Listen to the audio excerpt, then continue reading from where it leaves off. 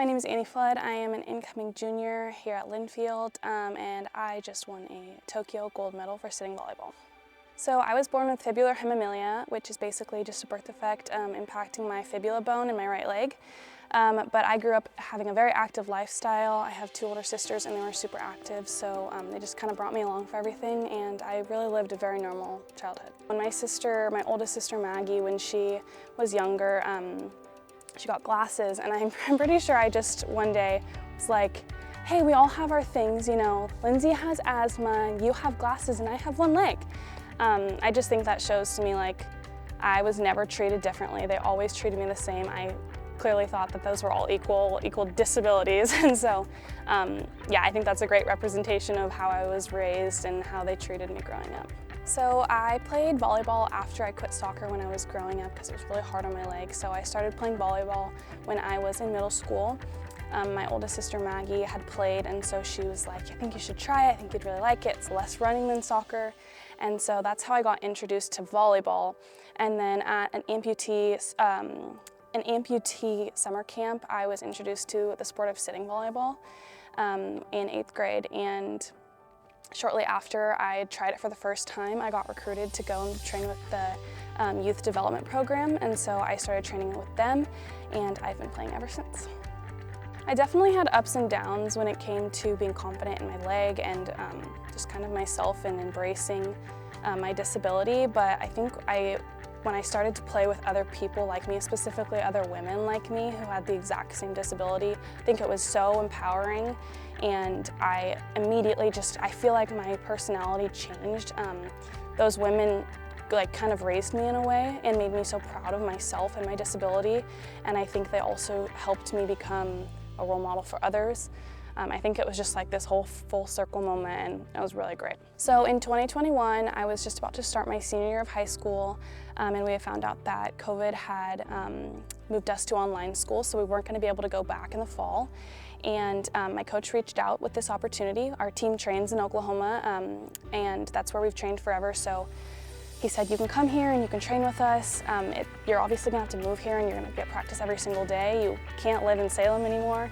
I took the opportunity and I went, and it was really amazing, but it was also really scary. And I was alone. I was 17, but I knew that it was going to be probably the only opportunity I had to move there and not have it seriously impact my life outside of volleyball. So it was definitely scary, but it was an amazing opportunity. After I had lived in Oklahoma for about a year, I moved back home before the roster was going to come out for the Tokyo 2020 Games, and I was named an alternate for the roster when it came out. Of course, I was so bummed, and I had worked so hard. I had just lived there for a whole year. I did everything that I was told to do. But I also knew I was so young. I have more opportunities to do this. I have more games in me. So I moved back home, and then I ended up moving into school at Linfield shortly after and got settled and was ready to start this new chapter of my life.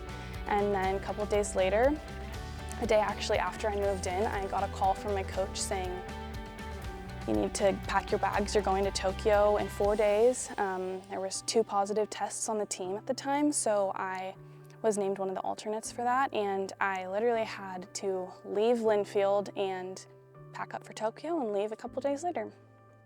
On the day of the gold medal match, it was a day full of stress and excitement and nerves, but I think when I actually got to the game, I didn't really know what to do with myself. Everything was so hectic, and before everyone was hyping each other up and being so enthusiastic, but then during the game it was actually just super kind of still almost. In those moments, I think I just rallied around my teammates, and I knew we were in this together. And then when we actually won the gold, it was one of I think the best moment of my entire life. I think I might have like blacked out the whole moment because it was just so surreal and insane, but it was just such a cool experience, and to be with so many amazing women who are now my best friends, it was amazing.